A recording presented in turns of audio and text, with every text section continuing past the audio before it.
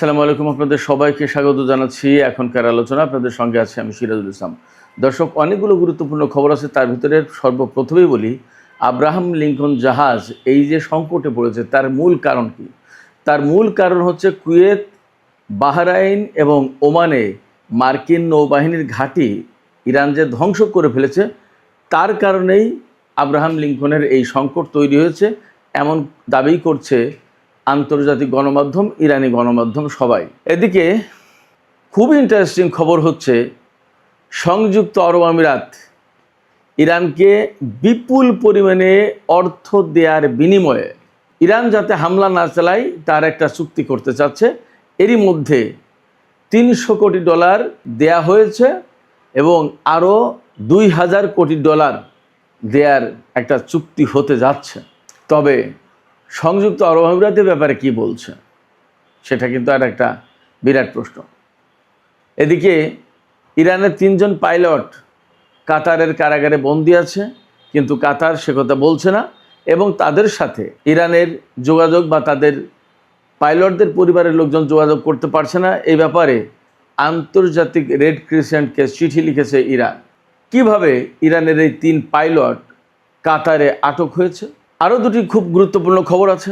একটি খবর হচ্ছে, আগামীকাল অর্থাৎ রোববার ইরান এবং আমেরিকার মধ্যে যে ইসলামাবাদ সমঝোতার স্মারক সই হয়েছিল সেই সমঝোতার স্মারকের মেয়াদ শেষ হয়ে যাচ্ছে। ইরানের পররাষ্ট্রমন্ত্রীকে জিজ্ঞেস করা হয়েছে যে যুদ্ধবিরতির মেয়াদ বাড়ানো হবে কি না। খুব চমৎকার একটা বুদ্ধিদীপ্ত উত্তর তিনি দিয়েছেন। ইরানের পররাষ্ট্রমন্ত্রী কি বলেছেন আপনারা শুনলে অবাক হবেন এবং তার থেকে ভিন্ন ইঙ্গিতও মিলবে। এদিকে ইসরায়েলের প্রধানমন্ত্রী বেনিয়ামিন নেতানিয়াহু ব্রিটেনকে যে প্রথম পরমাণু শক্তিধর ইসলামী প্রজাতন্ত্র বলে কটাক্ষ করেছিল সে ব্যাপারে ব্রিটেন কিন্তু রাষ্ট্রীয়ভাবে বক্তব্য দিয়েছে।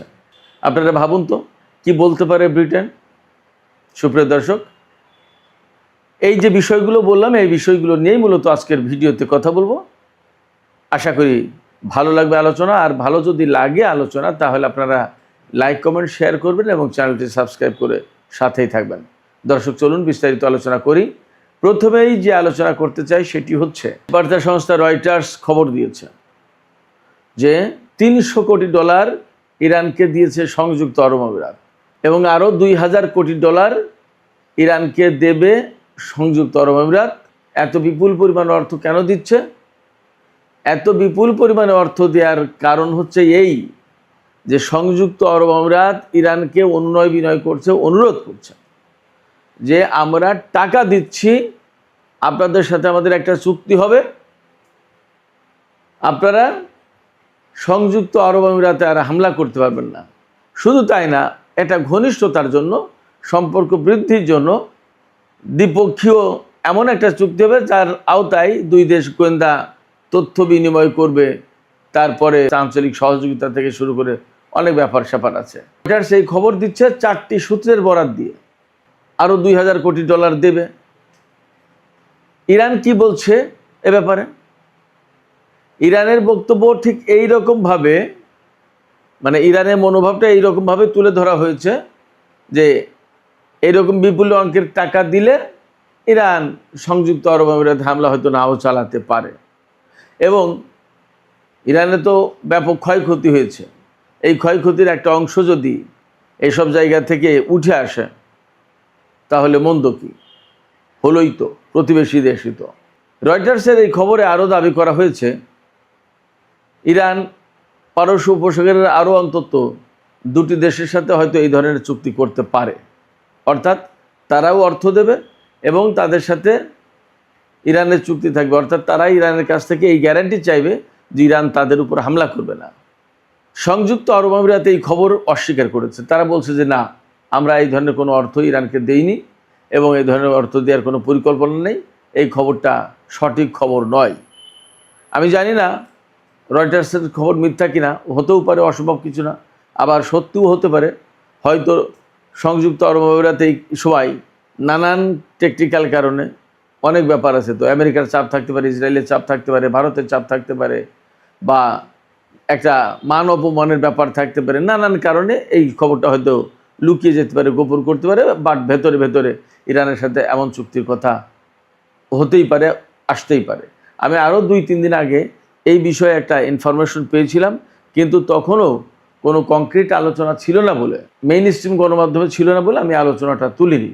কিন্তু আজকে খবরটা তুললাম এই কারণে, যেহেতু রয়টার্সে এই খবর প্রকাশ হয়েছে। এবং শুধু সংযুক্ত আরব আমিরাতের কথা না, আরও 2টি দেশের সাথে নাকি ইরানের এই রকম আলোচনা চলছে। এই জন্য আমি খবরটা আজকে ফ্ল্যাশ করলাম। তো এই যে সংযুক্ত আরব আমিরাত ইরানের সাথে চুক্তি করছে, অর্থ দিচ্ছে এবং আরও অর্থ দেবে, বা আরও 2টি দেশ ইরানের সাথে এই ধরনের চুক্তি করবে, তারা কেন চুক্তিটা করছে? এটা হলো একটা বেসিক কোশ্চেন। এটা শুধুমাত্র এই কারণে, আর কিচ্ছু না, শুধুমাত্র এই কারণে ইরান তার সামরিক সক্ষমতা দিয়ে আমেরিকা এবং ইসরায়েলকে মধ্যপ্রাচ্যে মারাত্মক রকমের কোণঠাসা করে ফেলেছে। শুধু কোণঠাসা না, আসলে মধ্যপ্রাচ্যে আমেরিকার ঘাঁটিগুলো এত ভয়াবহভাবে ক্ষতিগ্রস্ত হয়েছে। এই সমস্ত দেশ চোখের সামনে দেখেছে যে আমেরিকার কি বিশাল বিশাল অট্টালিকা, প্রাসাদ, বিশাল বিশাল সামরিক ঘাঁটি, নৌবাহিনীর ঘাঁটি, তাদের গুরুত্বপূর্ণ বিমান, ক্ষেপণাস্ত্র প্রতিরক্ষা, এগুলো চোখের সামনে ধ্বংস হয়ে গেছে। এই সমস্ত দেশের রাজা মহারাজারা দেখেছে নিজেরা চোখের সামনে। দেখার পরে এখন তাদের হয়তো একটা হুঁশ হচ্ছে যে ইরান আসলে মধ্যপ্রাচ্যে কি করতে পারে আর কি করেছে। তারা তো 1 দফা 2 দফা দেখেনি, কয়েক দফাই দেখলো। কীরকম? এই যে 28 ফেব্রুয়ারি যে যুদ্ধ শুরু হলো, সেই যুদ্ধ কিন্তু একটানা 40 দিন চলেছে। সেই সময় ইরানের পাল্টা প্রতিরোধ দেখেছে। এরপরে কিছুদিন যুদ্ধবিরতি থাকলো, আবার আমেরিকা ইরানের উপর হামলা চালালো এবং সেখানে 13-14 দিন টানা যুদ্ধ হলো। এবং এই 13-14 দিনের যুদ্ধে ইরান মারাত্মক রকমের ক্ষতিগ্রস্ত করে দিয়েছে আমেরিকাকে। মধ্যপ্রাচ্যের প্রত্যেকটা ঘাঁটি ভয়ঙ্করভাবে ক্ষতিগ্রস্ত করে দিয়েছে। একেবারে বেছে বেছে চিহ্নিত করে টার্গেটে হামলা চালিয়েছে ইরান। এই ঘটনাগুলো মধ্যপ্রাচ্যের যারা রাজা বাদশাহ শাসক, তারা তো দেখেছে, তারা জানে তাদের অবস্থা কি। এবং শুধু তাই না, ইরান যেখানে ঘোষণা দিয়েছে সেখানে হামলা করেছে এবং সাকসেস। আরব আমিরাতে দুবাই বিমানবন্দরে, তাদের তেল স্থাপনায়, রিফাইনারিতে, অস্ত্র গুদামে, সামরিক ঘাঁটিতে, যেখানে বলেছে সেখানে হামলা চালিয়েছে এবং ভয়াবহ ক্ষতির মুখে পড়েছে। শুধু তাই না, মার্কিন প্রেসিডেন্ট ডোনাল্ড ট্রাম্প ইরানকে কয়েকবার মুছে দিতে চেয়েছে মানচিত্র থেকে। ইরানের সমস্ত ইনফ্রাস্ট্রাকচার সব ধ্বংস করে একদম পাথরের যুগে, প্রস্তর যুগে পাঠিয়ে দেওয়ার কথা বলেছে, কিন্তু একবারও সেই ধরনের হামলা করতে পারেনি বা হামলা চালায়নি। ইরানও বলেছিল কি, এই ধরনের যদি হামলা হয় ইরানের উপরে, ইরান মধ্যপ্রাচ্যের কোনো স্থাপনা, তেল ক্ষেত্র, গ্যাস ক্ষেত্র এবং বিমানবন্দর আস্ত রাখবে না। আমেরিকা এই ভয়ে হামলা চালায়নি এবং মধ্যপ্রাচ্যের কোনো দেশ আমেরিকাকে ইরানের উপর হামলা চালাতে দেয়নি। তারা জানে যে ইরান এই কাজ করবে। এই যে ইরানের সামরিক সক্ষমতা, এই সামরিক সক্ষমতার কারণে আজকে সংযুক্ত আরব আমিরাত বা মধ্যপ্রাচ্যের আরও কোনো দেশ ইরানের সাথে চুক্তি করছে যে ভাই টাকা দিচ্ছি, আমাদেরকে আর হামলা চালায়ও না আমাদের উপরে। ইরান তো রিসেন্টলি বলেছে, আমি গত পরশুদিন যে প্রথম ভিডিওতে বলেছি, ইরানের সর্বোচ্চ নেতা তিনি ঘোষণা করেছেন এই যে IRGCর বা ইরানের সামরিক কাঠামো পুনর্গঠন করা হলো, 6 জন কমান্ডারকে নতুন করে রিশাফল করে নিয়োগ দেওয়া হলো। তারপরই ইরানের সর্বোচ্চ নেতার পক্ষ থেকে বলা হয়েছে, যদি তোমরা মনে করো ইরানের প্রয়োজন এখনও মেটেনি, অর্থাৎ ইরান যতটুকু হামলা করলে তার জন্য সেফ হয় পরিস্থিতি, ততটুকু হামলা হয়তো হয়নি, যদি তোমরা এরকম মনে করো তাহলে তোমরা হামলা চালাও এবং তার প্রস্তুতি নাও, গোয়েন্দা কার্যক্রম জোরদার করো, ইরানের সর্বোচ্চ নেতা বলছে। তার মানে মধ্যপ্রাচ্যে ইরানের পক্ষ থেকে হয়তো আর একটা হামলা আসন্ন। নট অনলি দ্যাট, আমি আপনাদেরকে এখানে বলে রাখি, এমন আলামতও পাওয়া যাচ্ছে ইসরায়েলের উপর ইরান ভয়াবহ রকমের ক্ষেপণাস্ত্র হামলা চালাতে পারে, এমন আলামতও পাওয়া যাচ্ছে। আপনারা এরই মধ্যে জেনেছেন হয়তোবা, আজকেই লেবাননে ভয়াবহ হামলা চালিয়েছে ইসরায়েল এবং আজকের এই হামলায় অন্তত 11 জন নিহত হয়েছে, তার ভিতরে 3টি শিশু রয়েছে। বলা হচ্ছে জুনের যুদ্ধবিরতির পরে এই হামলা সবচেয়ে ভয়াবহ বড় হামলা।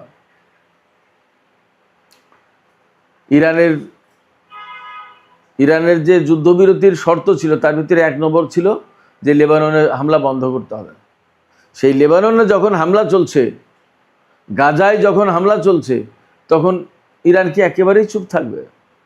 যুদ্ধবিরতি যখন লঙ্ঘন করেইছে, ইসলামাবাদ সমঝোতা স্মারক যখন লঙ্ঘন করেছে আমেরিকা, তখন ইরানের সামনে তার কোনো বাধা নেই।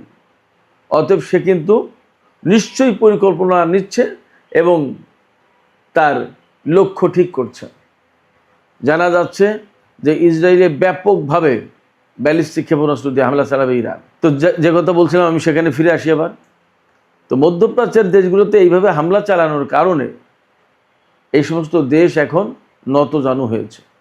এরই ভেতরে খবর পাওয়া যাচ্ছে যে, আমি আজকের দুপুরের ভিডিওতেই বলেছি, আব্রাহাম লিঙ্কন মার্কিন দ্বিতীয় বৃহত্তম বিমানবাহী রণতরী, তাকে ভারত মহাসাগরতে সরিয়ে নেওয়া হচ্ছে এবং সেখানে রিপ্লেস করা হচ্ছে জর্জ ওয়াশিংটন বিমানবাহী রণতরীকে।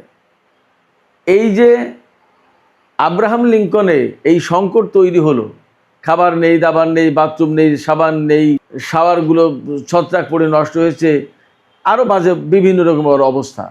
কম পরিস্থিতি তৈরি হলো তো সেখানে মারামারি খুনোখুনি হয়নি। কেন এই অবস্থা তৈরি হয়েছে আব্রাহাম লিঙ্কনের? আব্রাহাম লিঙ্কনের এই অবস্থা তৈরি হওয়ার পেছনে মূল কারণ সেটা হচ্ছে এই, বাহরাইন, কুয়েত এবং ওমানে মার্কিন যে নৌবাহিনীর ঘাঁটি ছিল, সমস্ত ঘাঁটি একেবারে তছনছ করে দিয়েছে ইরান। এবং আপনারা জানেন যে বাহরাইনে ৫ম নৌবহরের ঘাঁটি ছিল, সেই ঘাঁটি একদম যুদ্ধের প্রথম দিন থেকেই হামলার মুখে এবং শেষ পর্যন্ত সবসময় বাহরাইনে হামলা চালিয়েছে ইরান। অনেকে আমার কাছে প্রশ্ন করেছে, ভাই ঘাঁটি তো ধ্বংস করে দিয়েছে, তারপর আবার কি হামলা চালাই? ভাই, একটা ঘাঁটিতে তো আর একটা দুটো বিল্ডিং থাকে না, বহু বিল্ডিং থাকে, বহু কিছু থাকে, সব তো আর একসাথে শেষ হয়ে যায় না। অনেক কিছু তো লোহা লকড়ের অনেক ব্যাপার স্যাপার আছে। সে আবার যুদ্ধবিরতি গেছে মাঝে, অনেকগুলো ঠিকঠাক করার চেষ্টা করেছে, অনেক কিছু। এইগুলো একদম মানে ইরান চেয়েছে যে একদম কমপ্লিটলি শেষ হতে, যাতে আর কোনোদিন এটা ব্যবহার করতে না পারে, এইরকম করে দিতে। তার মানে একটা ধ্বংসস্তূপে পরিণত করার পরে সেই ধ্বংসস্তূপ আবার ধ্বংস করার চেষ্টা করেছে ইরান। এই রকমের মার্কিন নৌবাহিনীর ঘাঁটিগুলোতে হামলার পরে এই সমস্ত জায়গা থেকে লজিস্টিক সাপোর্ট, খাদ্য, খাবার, এই সমস্ত কোনো কিছু আর যেতে পারেনি। এই যে আব্রাহাম লিঙ্কনের যে সমস্ত নাবিকরা, সেই নাবিকরা কয়েক মাস ধরে নাকি দুধের মুখ চোখে দেখে না, অর্থাৎ দুধ খেতে পারেনি। ভাবতে পারেন, সামরিক বাহিনীর লোকজন দুধ পায়নি। এইরকম পরিস্থিতি তৈরি হচ্ছে। এখান থেকে প্রত্যাহারও করতে পারছে না, আবার এই সমস্ত যোগানও দিতে পারছে না। এখন মার্কিন বাহিনীর যা পরিস্থিতি, আমি আপনাদেরকে জানাই, দিয়েগো গার্সিয়া যে সামরিক ঘাঁটি ভারত মহাসাগরে, এই দিয়েগো গার্সিয়া ঘাঁটি থেকে মার্কিন বাহিনীকে এখন লজিস্টিক সাপোর্ট দিতে হবে। ওমান উপকূল থেকে ৩,৫০০ থেকে ৩,৮০০ কিলোমিটার দূরত্বের পথ, একদম খুব সহজ ব্যাপার না, সেখান থেকে নিতে হবে। সেটা হচ্ছে ব্রিটিশ ঘাঁটি। ইরান ব্রিটেনকে বলে রেখেছে, আমেরিকাকে ঘাঁটি মাটি কোনো কিছু দিয়ে সাহায্য সহযোগিতা করলে কিন্তু তারাও টার্গেট হবে। এটা একটা জটিলতা আমেরিকার জন্য। হয়তো পাবে, সেখান থেকে লজিস্টিক সাপোর্ট পাবে, বাট হর হামেশা ওমান থেকে, কাতার থেকে, কুয়েত থেকে, বাহরাইন থেকে যেভাবে পেত, এখন আর সেই যুগ শেষ। শুধু তাই না, এরা তো হরমুজ প্রণালী দিয়ে পারস্য উপসাগরে ঢুকতেই পারছে না। যুদ্ধ শুরুর দিন থেকে মার্কিন বাহিনীর যুদ্ধ জাহাজ আর হরমুজ প্রণালী দিয়ে ঢুকতে পারেনি, একদম বন্ধ। আর ইরান যখন হরমুজ প্রণালীকে কন্ট্রোল করা শুরু করেছে, তখন থেকে তো একেবারেই ক্লোজ। সেক্ষেত্রে আমেরিকা ইরানের সাথে যুদ্ধ করতে এসে এই রকমের একটা ভয়াবহ কঠিন পরিস্থিতির মুখে পড়বে, এটা কল্পনাও করতে পারেনি কেউ না। আইআরজিসির প্রধান আজকে তার সেনা সদস্যদের উদ্দেশ্যে লেখা চিঠিতে বলেছেন যে আপনারা বিশ্বের সবচেয়ে বেশি অস্ত্রধারী সামরিক বাহিনীকে নতজানু করতে সক্ষম হয়েছে। আমেরিকা নতজানু হতে, হাঁটু গেড়ে বসতে বাধ্য হয়েছে। বিরাট ব্যাপার। যাই হোক, আমি আর একটা প্রসঙ্গে কথা বলছিলাম শুরুতেই। কাতারে ইরানের ৩ জন পাইলট আটক আছে। কিভাবে কাতারে ৩ পাইলট আটক হলো? যুদ্ধ শুরু হয়েছিল ২৮ ফেব্রুয়ারি। মার্চের ১ তারিখে কুয়েতে হামলা চালিয়েছিল ইরানের বিমান বাহিনী। মার্চের ২ তারিখে কাতারে হামলা চালিয়েছিল ইরানের বিমান বাহিনী। দুটো SU-24 বোমারু বিমান নিয়ে। SU-24 বেশ ভালো বোমারু বিমান, একসময় খুব ভালো কার্যকর ছিল, এখন মডেল পুরনো হয়ে গেছে, বাট বোমারু বিমান হিসেবে বেশ ভালো বিমান। SU-24 এই মডেলের দুটো রাশিয়ান বিমান, রাশিয়া থেকে পাওয়া ইরানের বিমান, এই দুটো বিমান নিয়েই ইরানের 4 জন পাইলট কাতারে মার্কিন বাহিনীর বিরুদ্ধে অভিযান চালায় এবং পারস্য উপসাগর দিয়ে উড়ে গিয়ে কাতারে খুব ভালোভাবে অভিযান চালিয়েছিল, খুব ভালোভাবে। অর্থাৎ মার্কিন বাহিনীর তাদের যে টার্গেট ছিল সেই টার্গেটগুলোতে হামলা চালাতে সক্ষম হয়েছিল ঠিকঠাক মতো। হামলা চালিয়ে ফিরে আসার পথে বলা হচ্ছে কাতারের সামরিক বাহিনীর প্রতিরক্ষা বিমান, আকাশ প্রতিরক্ষা ব্যবস্থা দিয়ে বিমান দুটোতে আঘাত করা হয় এবং দুটি বিমানই বিধ্বস্ত হয় এবং 1 জন পাইলট নিহত হন আর 3 জন পাইলটকে কাতার আটক করেছে। এর আগে বলা হয়েছিল এই সমস্ত পাইলট সব মারা গেছে, 1 জন পাইলটের লাশ ইরানে গেছে আর 3 জন পাইলটের লাশ দেয়নি। কিন্তু এখন খবর জানা যাচ্ছে যে এই 3 পাইলট কাতারের কারাগারে আটক আছে, কাতার ইরানকে দেয়নি। আমি নিশ্চিত কাতারের সাথে ইরানের যে সম্পর্ক তাতে দিয়ে দেওয়ার কথা, এখানে আমেরিকায় হয়তো বাধা দিচ্ছে, যার কারণে কাতার হয়তো ইরানের কাছে হ্যান্ড ওভার করতে পারছে না 3 পাইলটকে। ইরান এই জন্য আজকে আন্তর্জাতিক রেড ক্রস সংস্থা, যেটা সেই সংস্থার প্রধানকে চিঠি লিখেছে এবং বলেছে যে আমাদের এই 3 পাইলটকে আমাদের কাছে ফেরত দেওয়া হোক, অন্ততপক্ষে তাদের পরিবার পরিজনের সাথে যোগাযোগ করার ব্যবস্থা করা হোক এবং জেনেভা কনভেনশন অনুযায়ী তাদের যে যুদ্ধবন্দী হিসেবে তাদের সাথে যে ব্যবহার করার কথা, তাদের যে ট্রিটমেন্ট দেওয়ার কথা, তাদের যে সমস্ত অধিকার থাকার কথা, অধিকার দেওয়ার কথা, সেগুলো দেয়া হোক। কিন্তু সেগুলো দেওয়া হচ্ছে না। এমনকি তারা যদি মারাত্মক রকমের আহত হয়ে থাকে তাহলে তাদের চিকিৎসার জন্য প্রয়োজনে আমাদের কাছে হস্তান্তর করা হোক। এগুলো কিন্তু হতেই পারে, দেখা যাক এখন কি হয়। বাট ইরানের 3 পাইলট কাতারে আটক আছে এবং তারা জীবিত আছে, এতটুকু জানা গেল, বোঝা গেল। আজ না হোক কাল, কাল না হোক পরশু তারা হয়তো মুক্তি পাবে। সুপ্রিয় দর্শক, আলোচনা শেষের পর্যায়ে, এখন দুটো ছোট ছোট বিষয় নিয়ে আলোচনা করে শেষ করব। একটা হচ্ছে আব্বাস আরাকচিকে জিজ্ঞেস করা হয়েছে, সাংবাদিকরা জিজ্ঞেস করেছেন যে ইসলামাবাদ সমঝোতার স্মারক সই হয়েছিল 17 জুন, এখন এর মেয়াদ তো শেষ হয়ে যাবে রোববার 16 আগস্ট, 60 দিনের মেয়াদ ছিল, এখন কি যুদ্ধবিরতির মেয়াদ বাড়াবেন? তখন আসলে আব্বাস আরাকচি খুব জিনিয়াস, টপ ডিপ্লোম্যাট ইরানের, তিনি বলেছেন যে এই যে ইসলামাবাদ সমঝোতার স্মারক, এতে তো যুদ্ধবিরতির কথা নেই, এতে ছিল যুদ্ধ অবসানের কথা। এই সমঝোতার স্মারক সই করার মধ্য দিয়ে যুদ্ধের অবসান অর্থাৎ যুদ্ধের সমাপ্তি ঘোষণা করা হয়েছে।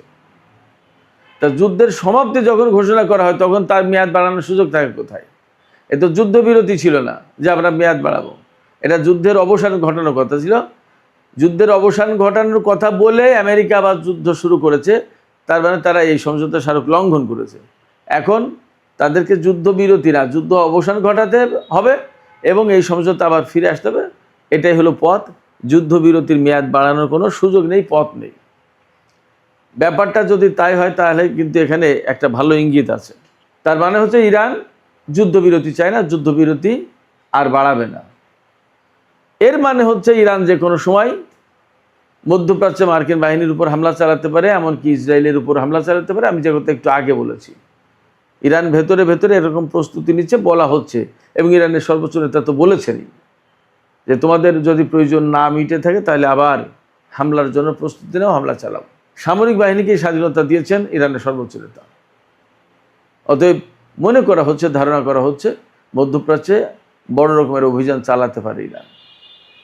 এদিকে ইসরায়েলের প্রধানমন্ত্রী বেনিয়ামিন নেতানিয়াহু গতকাল ব্রিটেনকে যে প্রথম পরমাণু শক্তিধর ইসলামী প্রজাতন্ত্র বলে কটাক্ষ করেছিলেন, ব্যঙ্গ করেছিলেন, তার জবাব দিয়েছে ব্রিটিশ সরকার।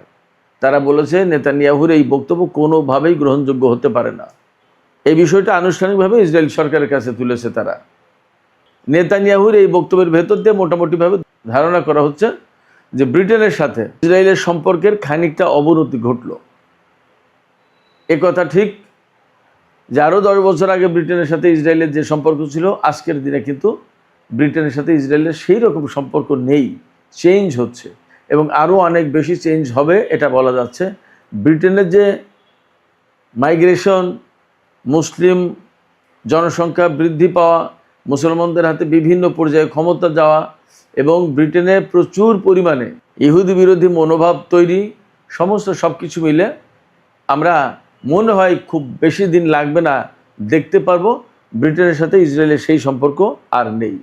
অথচ এই ব্রিটেন কিন্তু ইসরায়েলকে প্রতিষ্ঠার প্রধান নায়ক। সুপ্রিয় দর্শক, এখনকার আলোচনা এখানে শেষ করতে চাইছি। আলোচনা শেষের আগে আপনাদের মতামত জানতে চাই যে এই যে সংযুক্ত আরব আমিরাত এবং আরও কোনো কোনো মধ্যপ্রাচ্যের দেশ ইরানের সাথে অর্থের বিনিময়ে সম্পর্ক ঠিকঠাক করতে চাইছে এবং ইরান যা তার হামলা না চালায় তার একটা ব্যবস্থা করতে চাইছে।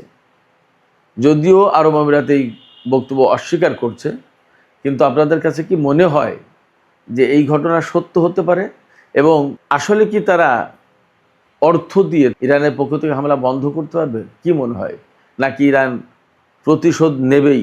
আপনাদের মতামত জানিয়ে কমেন্টে লিখতে পারেন। আর ভিডিও ভালো লাগলে লাইক, কমেন্ট, শেয়ার করবেন এবং চ্যানেলটি সাবস্ক্রাইব করে সাথে থাকবেন।